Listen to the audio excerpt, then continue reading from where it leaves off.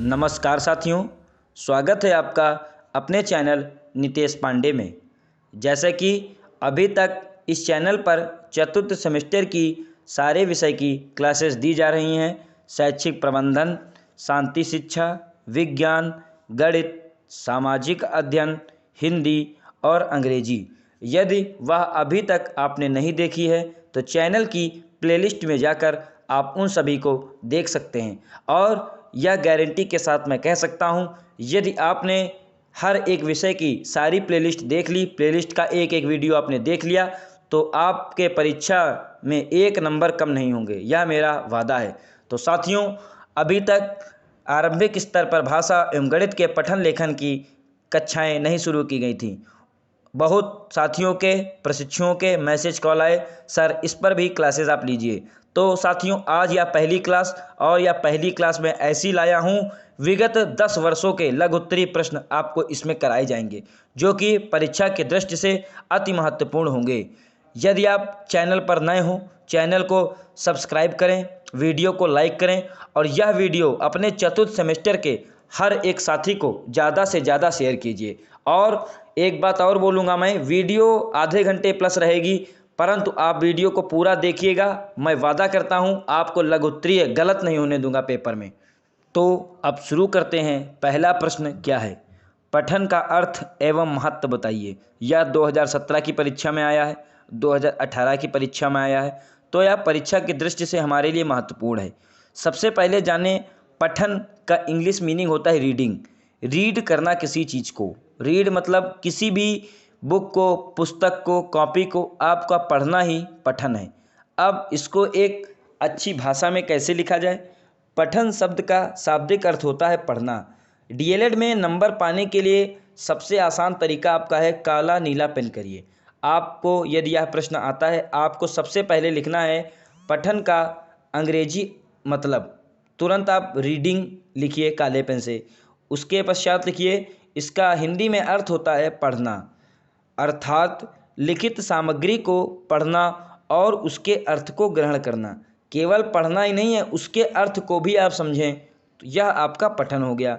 इस प्रक्रिया को पठन अथवा वाचन कहा जाता है। वाचन आप द्वितीय सेमेस्टर में पढ़े होंगे, यह भी आपको यहाँ पढ़ाया जाए। यह जो पठन है, वाचन है, यह आपके भाषीय कौशल में एक मुख्य स्थान रखता है। भाषीय कौशल क्या है? जब आप किसी भाषा को बोलने का, लिखने का प्रयास करते हैं, तो वहाँ पे पढ़ना, लिखना, सुनना, ये भाषीय कौशल में आते हैं, जिसमें से आपका पढ़ना मुख्य स्थान रखता है। यदि आप पढ़ ही नहीं पाएंगे तो आप अपनी बात कैसे रख पाएंगे किसी के सामने? उसके पश्चात आते हैं कि पठन कौशल के लिए तो उसे विद्यालय में प्रवेश लेना पड़ता है। पठन कौशल के लिए ही हम लोग अपने बच्चों को, छोटे बच्चे प्राइमरी के, विद्यालय में उनको भेजा जाता है।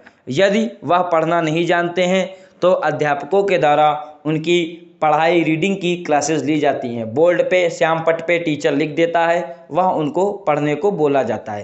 पहले छोटे अक्षरों से आ, बा शुरू किया जाता है, उसके पश्चात उनको राम, काम, श्याम इस टाइप के शब्द भी दिए जाते हैं। वाचन वह प्रक्रिया है जिसके द्वारा विद्यार्थी पूर्वश्रुत ध्वनियों के प्रतीक लिपिबद्ध शब्द पढ़कर उनके अर्थों को ग्रहण करता है। जो आप पहले सुने होते हैं वही आप पढ़ना आसानी से शुरू कर देते हैं। बच्चों को पहले में सुनी हुई चीज़ें हैं कि मैं गांव जा रहा हूं, यदि वह किताब में आता है तो वह आसानी से पढ़ लेता है। तो साथियों, लघु उत्तरीय प्रश्न आपको ज़्यादा लंबा नहीं खींचना है। केवल और केवल जब आपको सटीक बात पता हो, आधे पन्ने से थोड़ा ज़्यादा या 1 पेज पूरा लिख दीजिए। आपके 2 नंबर कोई काट नहीं सकता, यह मेरा वादा है। तो बढ़ते हैं अगले प्रश्न की तरफ। परीक्षा में आपसे यह भी पूछा जा सकता है, पठन का महत्व क्या है? तो किसी भी चीज़, इम्पोर्टेंस ऑफ रीडिंग क्या है? किसी भी चीज़ को आप कर रहे हैं, उसका इम्पोर्टेंस क्या है, उसको क्यों कर रहे हैं, यह जानना भी अति महत्वपूर्ण है। या इसमें हेडिंग मैं आपको बताऊंगा, उसमें आप जो एक एक लाइन भी लिख देंगे तो बहुत ही अच्छा इंप्रेशन पड़ेगा टीचर के ऊपर, जो आपकी कॉपी चेक करेगा। ज्ञानोपार्जन का मुख्य साधन। पठन आप करेंगे तभी आपका ज्ञान में वृद्धि होगी। ज्ञान पाने के लिए पुस्तक पढ़नी पड़ेगी आपको। जैसे हमारे बड़े बड़े विद्वान विवेकानंद जी, एपीजे अब्दुल कलाम जी, ये सभी पुस्तक बहुत पढ़ते थे। जब आप पुस्तक पढ़ेंगे तो उसकी चीज़ों को सारगर्भित करेंगे अपने अंदर, तभी आप सीख पाएंगे। उसके पश्चात सामाजिक उपयोगिता, बुक में आप पढ़ेंगे सामाजिक उपयोगिता क्या है, प्रतिदिन सामाजिक जीवन में क्या हो रहा है, यह सभी आप जान पाएंगे। समाचारों को जानने के लिए सहायक, सुबह आप अखबार नहीं पढ़ेंगे तो आप अपने समाचार नहीं जान पाएंगे। आपके शहर में क्या हुआ, आपके देश में क्या हुआ, आपके देश भारत में कहाँ पर क्या चीज़ घटित हुई। जैसे ओलंपिक की न्यूज़ है, बहुत लोग नहीं जान पाए। आपको पढ़ना पड़ेगा, पठन करेंगे समाचार पत्रों का, उसी का परिणाम यह रहेगा आप करंट अफेयर्स आपके तैयार होते रहेंगे। जो साथी समाचार नहीं पढ़ते हैं, समाचार ज़रूर पढ़िए आप, अभी नहीं तो सुपर टेट में आपके लिए काम रहेंगे। अब शिक्षा प्राप्ति में सहायक, जब आप पठन करेंगे तो पठन की योग्यता के बिना शिक्षा अधूरी है। आप चाहे जितने बड़े विद्वान बन जाएं, यदि आपको पढ़ने की कला नहीं मालूम है, कहाँ पे लयबद्ध तरीके से बोलना है, कविता में कैसे लय बनानी है, निबंध को कैसे पढ़ना है, अपनी बात को कैसे रखना है अपने बड़े के सामने, अपने छोटे के सामने, जब तक आप ये नहीं जानेंगे तब तक आपकी शिक्षा अधूरी मानी जाएगी। अब साथियों बढ़ते हैं अगले प्रश्न की तरफ। यह प्रश्न भी कई परीक्षाओं में पूछा गया है, 17, 18। तो साथियों यह प्रश्न महत्वपूर्ण है, इसको आप सुनिएगा। पत्र लेखन की उपयोगिता स्पष्ट कीजिए। पत्र लेखन क्या है? एक प्रार्थना पत्र लिखिए। तो सबसे पहले जानिए प्रार्थना पत्र होता क्या है। आधुनिक युग में दूरसंचार के साधनों की कोई कमी नहीं है। वर्तमान में टेलीफोन, मोबाइल ने पत्र व्यवहार को बहुत कम कर दिया है। पत्र लेखन का एक अपना अलग महत्व एवं उपयोगिता है। पत्र लिखने से लेखन शैली, भाषा शैली एवं व्याकरण के ज्ञान का अनुमान लगता है। लिखित अभिव्यक्ति के विकास के लिए विभिन्न प्रकार के व्यक्तिगत, सामाजिक तथा औपचारिक पत्रों का ज्ञान होना आवश्यक है। पत्र का मूल अर्थ यही होता है, आप अपने भावों, अपनी समस्याओं, अपने विचारों को एक सुसंगठित शब्दों के चयन के रूप में उसको एक कागज़ पर लिखना, यही आपका पत्र लेखन है। आज के ज़माने में फ़ोन, मोबाइल के माध्यम से आप शेयर कर देते हैं और इसमें पत्र 6 प्रकार के होते हैं। यह आप एकदम ध्यान कर लीजिए कि पत्र कितने प्रकार के होते हैं। यह आपसे परीक्षा में अति लघु में भी पूछा जा सकता है।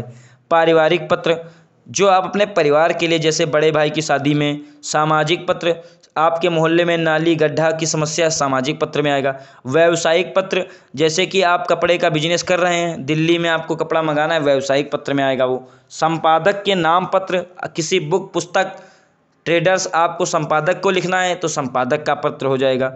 आवेदन पत्र, आप नौकरी, टेट आएगा, सुपर टेट आएगा, इसमें आवेदन करेंगे आपको नौकरी के लिए आवेदन करना पड़ेगा, आवेदन पत्र। सरकारी कार्यालयों के पत्र, जैसे कि आप लेखपाल जी को कोई पत्र लिखेंगे, ये सभी पत्र सरकारी में आ जाएंगे। तो आपको यह ध्यान रखना है कि पत्र मुख्यतः 6 प्रकार के होते हैं। अब आपसे कहा जाएगा एक पत्र लिखना है, आप पत्र किसी पे भी लिख दीजिए, छात्रवृत्ति शुल्क के लिए नहीं आई, चाहे आप छुट्टी के लिए लिख दीजिए, आपकी इच्छा अनुसार है। चलते हैं अगले प्रश्न की तरफ। आपका अगला प्रश्न है, विधानवाचक एवं निषेधवाचक वाक्य में क्या अंतर है? यह प्रश्न भी काफ़ी ज़्यादा महत्वपूर्ण है परीक्षा की दृष्टि से।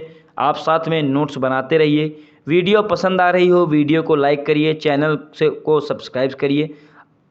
तो बढ़ते हैं, विधानवाचक वाक्य क्या होते हैं? जिन वाक्यों में क्रिया करने अथवा होने का सामान्य ज्ञान हो उन्हें विधानवाचक वाक्य कहा जाता है। उन वाक्यों को कहते हैं जिनमें कोई क्रिया कर रही है, जैसे कि श्याम प्रतिदिन व्यायाम करता है, तो इसमें श्याम हो गया, काम तो कर रहा है, वह प्रतिदिन व्यायाम करता है। लता मंगेशकर गाना गाती हैं, तो लता जी क्या कर रही हैं? गाना गा रही हैं, इसमें काम का होना हो रहा है। अगला प्रश्न, निषेधवाचक वाक्य क्या है? इसी का विपरीत होता है निषेधवाचक वाक्य। जिन वाक्यों में क्रिया के निषेध का ज्ञान नहीं होता है उन्हें निषेधवाचक वाक्य कहते हैं। वह प्रतिदिन व्यायाम नहीं करता है, तो इसमें वह व्यायाम नहीं कर रहा है, इसमें निषेध है कि वह नहीं कर रहा है। अगला, लता गीत नहीं गाती है। जिस भी सेंटेंस पे आप नहीं लगा देंगे, जैसे कि मैं दौड़ने जाता हूँ, तो ये हो जाएगा आपका विधानवाचक, और मैं दौड़ने नहीं जाता हूँ यह आपका हो जाएगा निषेधवाचक। तो साथियों चलते हैं अगले प्रश्न की तरफ। आपको इस वीडियो में विगत वर्षों में आए लघु उत्तरीय प्रश्न वह सभी आज कराए जाएंगे, और मैं यह वादा करता हूँ इस वीडियो के बाहर एक लघु उत्तरीय प्रश्न आपकी परीक्षा में नहीं आएगा। आप बस वीडियो को पूरा देखिएगा अंत तक, और जो समझ में ना आए आप कमेंट बॉक्स में बताइएगा, वह आपको पुनः समझाया जाएगा। अगला प्रश्न है, ध्वनि के आवश्यक मूल तत्व क्या हैं? ध्वनि सबसे छोटी इकाई होती है हिंदी की।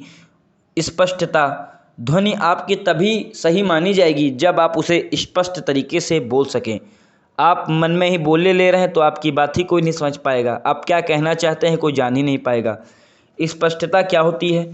स्पष्टता का होना ध्वनि स्वरण में अति आवश्यक है, क्योंकि यदि बोलने में स्पष्टता होगी तो सुनने वाला सुनकर उचित अर्थ ग्रहण कर सकेगा। आप कुछ बोले कुछ और, उसको सुनाई नहीं दिया, लड़ाई हो गई आपस में। स्पष्ट बोलना बहुत ज़्यादा ज़रूरी है यदि आपको अपनी बात समझानी है किसी दूसरे व्यक्ति को। अगला, सार्थकता, ध्वनि उच्चारण में ध्यान रखना चाहिए कि वाणी सार्थक हो। अनावश्यक ध्वनि विस्तार नहीं होना चाहिए, ना ही शब्दों की बार बार आवृत्ति होनी चाहिए। वाणी में सार्थकता होनी चाहिए। अगला, शुद्धता, यह ध्वनि का मूल तत्व है। इसके बिना ध्वनि का अर्थ ही नहीं सिद्ध हो सकता। ध्वनि का शुद्ध उच्चारण मान्य तथा परिष्कृत होना चाहिए। अब आप देखिए, आशीर्वाद होता है, कुछ लोग आशीर्वाद बोल देंगे, आशीर्वाद, तो यह गलत है। आपका शुद्धता जरूर होनी चाहिए। आशीर्वाद, शुभ कामनाएं, कुछ लोग शुभ कामनाएं, शुभ कामनाएं, एकदम सटीक बोलिए। आपके शब्दों से ही आप पहचाने जाएंगे कि यह व्यक्ति बहुत शुद्ध बोलता है, इसकी बातें सार्थक होती हैं, इनकी बातों में स्पष्टता है। आपको ऐसा बोलना है, यही इसके मूल तत्व हैं। अंतिम है तरंगता, ध्वनि में आरोह वरोह बिल्कुल नहीं होना चाहिए। एक समान वाचन से श्रोता ऊब जाता है तथा अर्थ ग्रहण की दृष्टि से स्वराघात बलाघात की आवश्यकता होती है। मतलब यह है इस बात का कि आपको एक ही स्वर में स्पीड में 80 की स्पीड पकड़ ली, झोंकते जा रहे हैं। आपको हर एक पड़ाव पर किस टोन में बोलना है, किस लय में बोलना है, किस स्पीड से बोलना है, जिससे हमारे जो सुन रहे हैं वह हमें ऑब्जर्व कर सकें, हमारी बातों को जान सकें, वैसे आपको पढ़ाना है। अब चलते हैं आज के दिन की ट्रिक ऑफ द क्लास आपको आज देने जा रहा हूं मैं साथियों। यह आपकी इस विषय में तो काम आएगी, साथ में हिंदी विषय में भी काम आएगी। Trick of the first class. तो साथियों इसको ध्यान से देखिए, स्क्रीनशॉट ले लीजिएगा।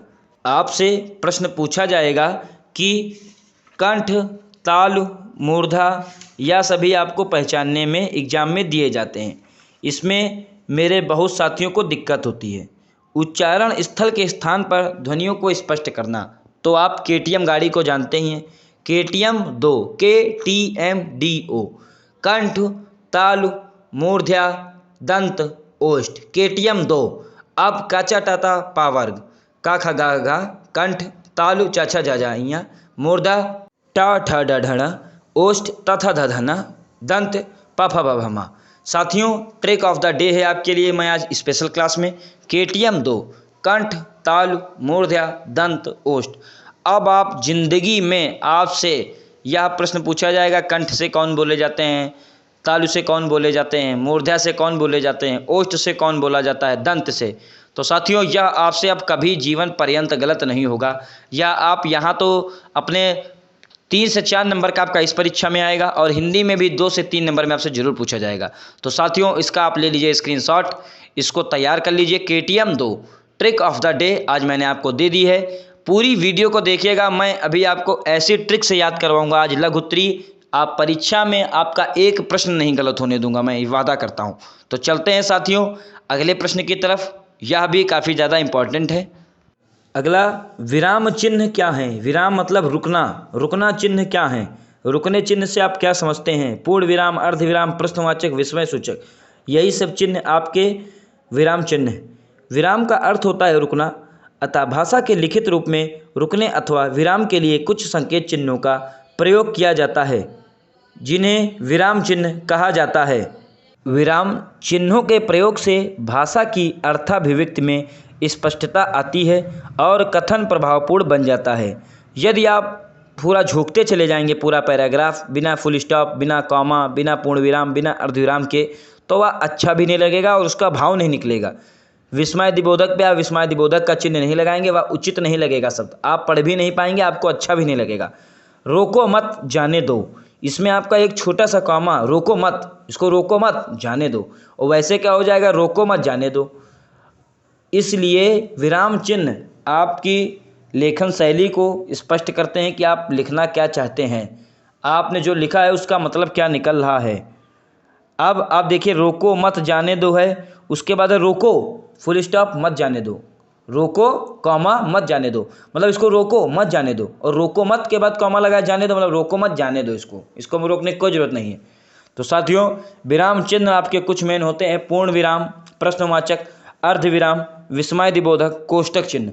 तो यह साथियों आपको ना समझ में आए आप बताइएगा, मैं विराम चिन्ह पर एक अलग क्लास लेकर आ जाऊंगा, जिसमें मैं लगभग आपको 20 से अधिक विराम चिन्ह पढ़ाऊंगा और सबके बारे में डीप अध्ययन करवाऊंगा। लाघव चिन्ह, सारे चिन्ह आपको पढ़ाए जाएंगे। अगला प्रश्न, यह प्रश्न परीक्षा की दृष्टि से अति महत्वपूर्ण है। 16, 18, 19, क्या ये 21 में आएगा? साथियों आएगा, यह 21 में आप मोहर लगा लीजिए, 21 में यह प्रश्न आना तय है। श्रुतलेख क्या है, इसका महत्व बताएं। श्रुतलेख तथा अनुलेख में अंतर स्पष्ट करिए। तो सबसे पहले मैं बताऊंगा अनुलेख क्या है। अनुलेख का शाब्दिक अर्थ है जैसा पहले से लिखा है वैसा ही लिखना। अनुलेख के अंतर्गत बच्चा उसी प्रकार लिखता है जैसा सुलेख में अध्यापक ने लिखा हो, अथवा बच्चा हल्का हल्का लिखे हुए डॉटेड जो होते हैं लेख पर कलम फेर कर लिखने का अभ्यास करता है। जो हमारे कक्षा 1-2 में चलती अभ्यास पुस्तिका, आप यह एग्जाम्पल में लिख सकते हैं, उस पर डॉट डॉट डॉट होता है, आ बना होगा डॉट डॉट डॉट में, उसको फेरना, यह हो जाएगा आपका अनुलेख। अनुलेख में भाषा शिक्षण का लेख भी सुंदर तथा स्पष्ट होना चाहिए। अभ्यास पुस्तिका में जो हल्के हल्के अक्षर लिखे जाते हैं वे सुंदर आकर्षक होने चाहिए। जब वो सुंदर आकर्षक होंगे तभी बच्चे का मन उधर जाएगा, वो रोमांचित होगा उसको लिखने के लिए। अगला सुलेख क्या है। सुलेख शब्द लेख से पहले सु उपसर्ग लगने से बनता है। इसका अर्थ है सुंदर, सुंदर, सुलेख, सु लग गया, इसका लेख मतलब सुंदर लेख। सुंदर लेख मतलब श्रेष्ठ लेख आपको लिखना। भाषा शिक्षक को आरंभ से ही बच्चों में सुंदर लेख लिखने की आदत डालनी चाहिए।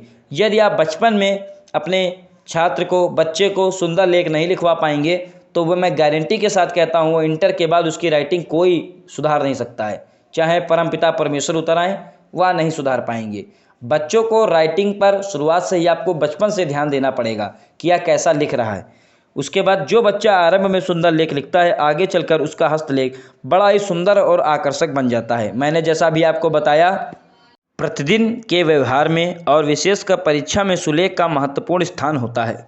डीएलएड की परीक्षा में यदि आपको 90% से अधिक लाना है तो सबसे पहले आप अपनी राइटिंग सुधार दीजिए। पेपर इतना टफ नहीं आएगा, परंतु राइटिंग आपको विशेषकर अच्छे नंबर दिलवाएगी।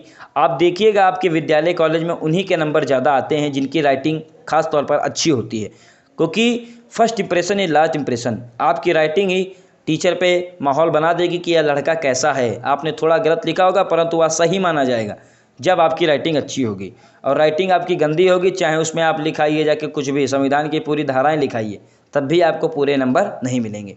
तो राइटिंग पर आप ध्यान दीजिए। और मैं यह भी आपको बता चुका हूँ कैसे आपको कॉपी लिखनी है, वह मैं पुनः बता दूंगा। तो अब साथियों चलते हैं अगले प्रश्न की तरफ। यह भी काफ़ी ज़्यादा इम्पोर्टेंट है परीक्षा की दृष्टि से। आपको सुलेख और श्रुतलेख कैसे करनी है। कलम पकड़ने की पद्धति बिल्कुल सही होनी चाहिए। खुरदरे और रद्दी कागज़ तथा खराब पेन तथा फीकी स्याही से कभी नहीं लिखना चाहिए। ये नहीं पेन धीरे धीरे चल रहा है उसको लेके रगड़ दिए पूरा कॉपी पेन में। पेपर देने जा रहे हैं, एक ही पेन है नीला, पूरा रगड़ के चले आए, तो फिर कहते हैं सर लिखा मैंने पूरा, नंबर मुझे मिले कम। अरे साथी, जो व्यक्ति काले स्केच से, काले पेन से, काले नीले पेन का यूज कर रहा है उसको नंबर ज़्यादा मिलेगा कि आप एक ही पेन से झोंक के चले आए उसको मिलेगा? सबसे ज़्यादा इफेक्ट पड़ेगा। और सुविधा के अनुसार सबसे पहले यह निश्चित कर लेना कि बच्चा बाईं ओर अच्छा लिखता है या दाईं ओर, यह भी आपको देखना है। सबसे बच्चों के बैठने का तरीका, लेखनी पकड़ने का तरीका, कैसे लेखनी पकड़ रहा है, कैसे वह लिख रहा है। हाथ को ढीला करके तो नहीं लिखना चाहिए, इससे अक्षर भद्दे बन जाते हैं। यदि किसी बच्चे का लेख बहुत ख़राब हो तो उसे कलम के द्वारा धीरे धीरे लिखने का अभ्यास कराना चाहिए। उसके बाद आते हैं श्रुतलेख। श्रुतलेख का अर्थ होता है सुनकर लिखना। श्रुतलेख माने सुनकर लिखना। जब विद्यार्थी लिखने में प्रवीण हो जाता है और प्रतिलिपि भी लिख सकता है तब उसे श्रुतलेख लिखने की प्रेरणा देनी चाहिए। आजकल शिक्षक के स्थान पर ग्रामोफोन तथा टेप रिकॉर्डर का भी प्रयोग किया जा रहा है। इसमें बच्चों को श्रुतलेख लिखने में काफ़ी सहायता मिलती है और वे तीव्र गति से श्रुतलेखन में व्यस्त हो जाते हैं। लेखन शिक्षण में श्रुतलेख का विशेष महत्व है। यदि आप बोलकर बच्चे को नहीं लिखवा पा रहे हैं तो आप समझ जाइए आपका बच्चा सही से लिखने में निपुण नहीं हो पाया है। श्रुतलेख की आप जरूर प्रैक्टिस करवाइए। श्रुतलेख ही बच्चों की लेखन शैली सुधारेगा, उसका भाषा स्तर में ज्ञान को सुधारेगा। तो यह भी श्रुतलेख भी एक विशेष महत्वपूर्ण स्थान रखता है भाषा सुधारने में। तो साथियों, वीडियो पसंद आ रहा हो वीडियो को लाइक जरूर करिएगा। चलते हैं अगले प्रश्न की तरफ।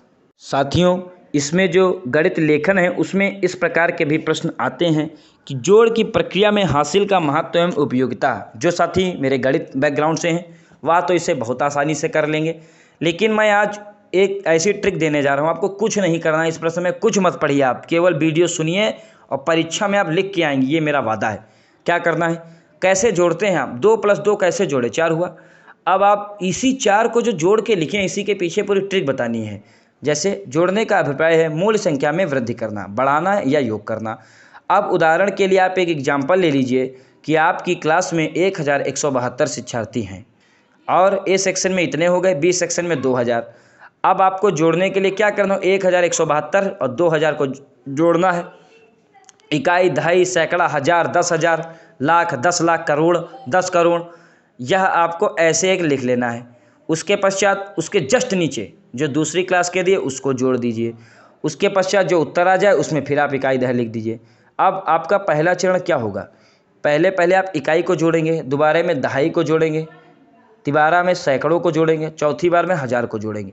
अब आपको इसी को काले पेन का यूज करना है। लिखिए पहला चरण, इकाइयों को जोड़ने पर जो आपकी इकाई के अंक आ रहे हों, जैसे मैं एग्जाम्पल में या प्रश्न दिख रहा है 9 + 9 18 हो गया। अब 1 दहाई 8 इकाई, यह आपको लिखना है। 8 इकाई को इकाई के नीचे रखते हैं, 1 दहाई को हासिल कर लेते हैं। दूसरा चरण, इकाइयों को जोड़ने पर 1 + 3 + 9 1 आपका हासिल हो गया और 3 और 9 तो दहाई पे लिखा ही है। 13 आया, 13 में एक, अब आपको फिर से ध्यान करिए, 1 गया सैकड़ा पे और 3 दहाई को और दहाई के नीचे आ गया, 1 सैकड़ा हासिल ले सकते हैं। अब आपको ऐसे ही 3, 4, 5 स्टेप पूरे कर लेने हैं। उसके पश्चात आपको अंत में जो आपका उत्तर आया है उसको इकाई, दहाई, सैकड़ा, हज़ार, 10,000 बे करके लिख दीजिए। आपके 2 नंबर पक्के, यह आप मान लीजिए। जोड़ हो गया, घटाना हो गया, गुणा हो गया, भाग हो गया, इन 4 में से एक प्रश्न आपकी परीक्षा में आएगा। चारों चरण आपको ऐसे ही बता देने हैं जैसे मैंने बताए हैं, कोई आपका 1 नंबर नहीं काट सकता। तो चलते हैं अगले प्रश्न की तरफ। यह सेम उसी प्रकार का प्रश्न है जैसा आपने जोड़ का भी किया है। भाग की संख्या को उदाहरण समझ समझाइए। अब भाग आप कैसे करते हैं, भाग मतलब होता है बंटवारा, जो बार बार घटाने की प्रक्रिया है उसे ही भाग कहते हैं। इसमें आपको बस लिखना है, जैसे कि आपने प्रश्न ले लिया, एक टोकरी में 20 सेब, प्रतिदिन 4 सेब निकाले जाते हैं, तो टोकरी में कितने सेब, 20 सेब हैं, प्रतिदिन 4 सेब, तो पहले दिन 20 - 4 16। अब 16 सेब आपके पास टोटल हैं, 16 में से 4 गए, 12 सेब बचे। अगले दिन तीसरे दिन के लिए क्या बचेगा, 12 - 4। अब आपके पास टोटल सेब कितने, 8, 8 में से 4 जाएगा, 4 शेष बचे। अब 4 में से 4 जाएगा 0। इस क्रिया में 20 से 4 को 5 बार घटाया गया। आपको पता तो है 20 कैसे भाग होगा, 5 चौके 20, आंसर 4 आ जाएगा। परंतु आपको करना क्या है, 4 से 5 बार भाग दिया गया, तो 20 भागे 4 = 5 उत्तर।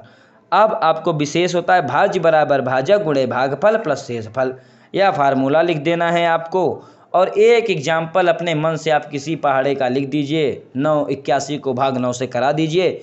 भाज्य हो वही जिसको आप भाग दे रहे हैं, जिससे दे रहे हैं वह आपका भाजक हो गया। और जितना भाग देने पर भागफल उस साइड आता है, जैसे कि 16 को भाग 4 से दे रहे हैं तो आपका भागफल भी 4 आ जाएगा। और शेष आप समझ ही रहे हैं जो नीचे आता है, यह लिख दीजिए और पूरा दोहरा दीजिए कि ये इस प्रश्न में मैंने 16 को भाग 4 से दिया तो हमारा 4 भाजक हो गया, 4 भागफल हो गया, 16 भाज्य हो गया और शेषफल 0 प्राप्त हो गया। साथियों, इतना छोटा सा काम और 2 नंबर आपके पक्के। अभी भी किसी को कोई डाउट लग रहा हो इस विषय का, मैंने देखा था यूट्यूब पे बहुत कम ही लोग ही इसे पढ़ाए हैं, इसलिए मैं आपको अपना 100% दे रहा हूँ। आपको बस इतना करना है, वीडियो को लाइक करें, शेयर करें, अपने कॉलेज, अपने क्लास, हर एक साथी तक यह वीडियो पहुँचाएँ, तभी हमें भी मोटिवेट होंगे आपके लिए वीडियो बनाने में। जैसा मैंने अभी आपको बताया, 48 को भाग 4 से दिया जा रहा है, इन्होंने भाग दिया, वही सेम प्रक्रिया आपको लिख देनी है जो आपने किया। 48 को भाग 12 बार में जाएगा वो शेषफल 0 आ जाएगा। भाज्य बराबर भाजक गुणे भागफल प्लस शेषफल। केवल आपको इतना एक्सप्लेन कर देना है क्या भाज्य है हमारा, क्या भाजक है। आप समझ गए होंगे मैंने क्या बताया। भाज्य वही जिसको भाग दे रहे हैं, भाजक वो जिससे कर रहे हैं, भागफल जिसका टेबल पढ़ने पर वो बार में आता है, शेषफल जितना नीचे बचता है जीरो, जो भी आपका बच रहा हो। 4 16 को भाग 4 से देंगे तो 0 आएगा, 17 को देंगे तो आपका 1 शेषफल आ जाएगा। बस आपको जो भी स्टेप आपने किए हैं उसे आपको लिखना है। बहुत ही आसान था।